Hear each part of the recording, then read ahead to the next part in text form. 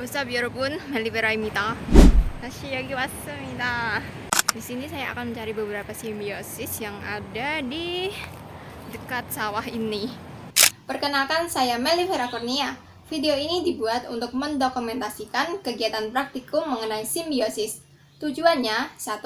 Mengidentifikasi simbiosis parasitisme di lingkungan sekitar. 2.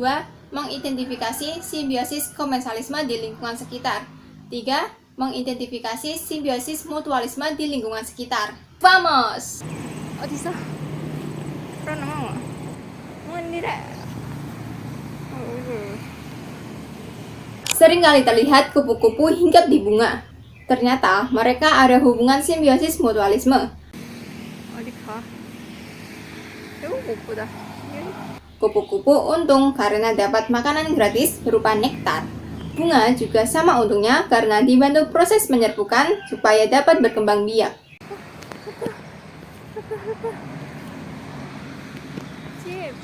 Lebah dan bunga mirip dengan kupu-kupu.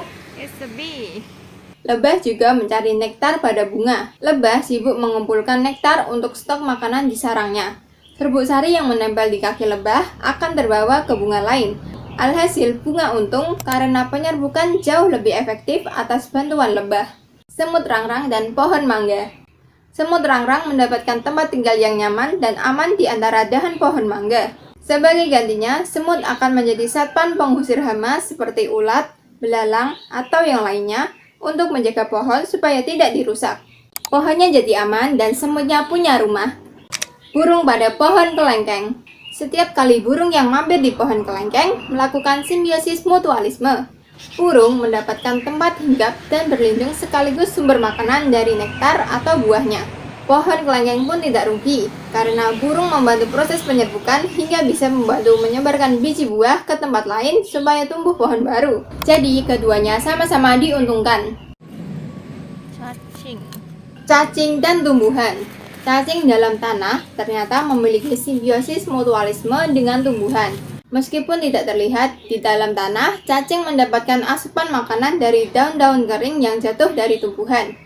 Timbal baliknya, jalur bekas gerakan cacing menjadi sirkulasi oksigen, dan untuk akar tumbuhan dapat dengan mudah mencari unsur hara. Ditambah lagi, kotoran cacing menjadi nutrisi tambahan untuk tumbuhan. Bunglon pada tanaman. Tampak bahwa antara bunglon dan tanaman terjadi simbiosis komensalisme, karena tanaman hanya berfungsi sebagai pendukung tanpa terpengaruh keberadaan bunglon. Tanaman tidak dirugikan maupun terhambat pertumbuhannya. Masih kecil, 너무 귀여워, 진짜로. Sedangkan pihak yang diuntungkan, bunglon, mendapat tempat strategis untuk berlindung dari ancaman, berkamuflase, sekaligus tempat yang memudahkan dalam mengintai dan mencari mangsa. Semut pada pengicot. Saat saya sedang melakukan pengamatan di lingkungan sekitar, saya pertama kali melihat ternyata ada interaksi simbiosis komensalisme antara bekicot dan semut. Semut-semut tersebut mengerumuni bekicot untuk mengambil sisa-sisa lendir yang ditinggalkan pada jalur jalannya. Lendir-lendir ini tampaknya mengandung nutrisi yang bermanfaat bagi semut, sementara bekicot tidak merasa terganggu ataupun dirugikan. Tanaman sirih pada pohon jambu. Di pekarangan rumah tetangga yang saya lewati, terdapat tanaman sirih yang melilit pohon jambu. Hubungan ini termasuk simbiosis komensalisme. Tanaman sirih yang merupakan tanaman merambat membutuhkan penyangga. Dengan merambat pada pohon jambu, sirih dapat menjangkau posisi yang lebih tinggi untuk mendapatkan sinar matahari yang cukup bagi proses fotosintesisnya. Pohon jambu yang batangnya dijadikan tempat untuk merambat tidak dirugikan karena sirih hanya menempel dan tidak menyerap nutrisi dari pohon. Anggrek pada pohon matoa. Jadi ini ada pohon matoa dan ini anggrek.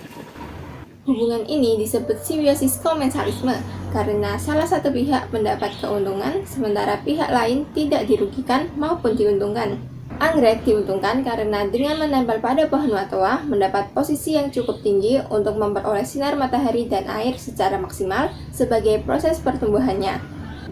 Pohon matoa tidak untung maupun rugi. Pohon matoa tidak terganggu dengan keberadaan anggrek karena anggrek hanya menempel atau epifit dan tidak mengambil nutrisi dari jaringan matoa tersebut. Burung pada pohon jati atau tebu. Interaksi ini dikategorikan sebagai simbiosis komensalisme. Tampak burung memanfaatkan pohon sebagai sarana pendukung hidupnya. Pohon jati menjadi sarang tempat tinggal yang aman bagi burung. Sedangkan daun tebu yang sudah kering terkadang digunakan burung sebagai bahan membuat sarang. Kehadiran burung tidak menjadi pengaruh negatif bagi pohon. Burung hanya bertengger sebentar dengan kelompoknya. Kutu pada kambing. Kambing. Hubungan ini merupakan bentuk simbiosis parasitisme yang berdampak pada kondisi ternak. Kambing mengalami kerugian karena darahnya dihisap yang menyebabkan kulit teriritasi. Jika diabaikan, hal ini dapat mengakibatkan penurunan kondisi kesehatan kambing secara keseluruhan. Namun, pihak yang diuntungkan, kutu, mendapatkan keuntungan berupa nutrisi dari darah kambing, serta tempat tinggal yang mendukung siklus hidupnya. Bekicot pada daun. Hubungan antara bekicot dan tanaman merupakan bentuk simbiosis parasitisme. Pihak yang dirugikan tanaman. Tanaman mengalami kerugian berupa daunnya yang berlubang dan habis karena dimakan bekicot. Bekicot mendapatkan keuntungan karena daun tanaman tersebut merupakan sumber makanan bagi kelangsungan hidupnya. Lalat pada buah mengkudu. Interaksi ini menunjukkan simbiosis parasitisme yang merusak kualitas buah. Pihak yang dirugikan buah mengkudu. Buahnya menjadi busuk, rusak, dan kualitasnya menurun drastis karena adanya larva yang berkembang dalam daging buah. Sedangkan lalat untung karena memperoleh tempat yang aman untuk meletakkan telur-telurnya, sekaligus menyediakan sumber makanan langsung bagi larvanya saat menetas nanti. Kutu pada ayam. Pada hubungan ini terjadi interaksi simbiosis parasitisme, satu pihak dirugikan, yaitu ayam. Ayam mengalami kerugian berupa rasa gatal yang mengganggu dan kehilangan darah karena dihisap oleh kutu. Sebaliknya, kutu sebagai pihak yang diuntungkan karena mendapat nutrisi darah sebagai sumber makanannya, sekaligus menjadikan tempat tubuh ayam sebagai tempat tinggalnya.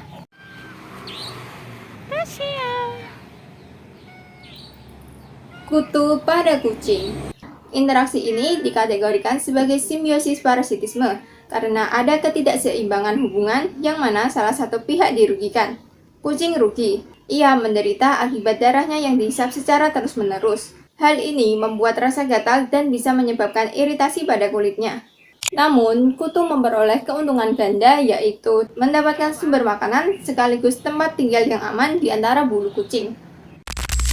Dari kegiatan pengamatan yang telah dilakukan, dapat disimpulkan bahwa setiap makhluk hidup di lingkungan sekitar kita melakukan interaksi untuk bertahan hidup. Interaksi ini disebut simbiosis.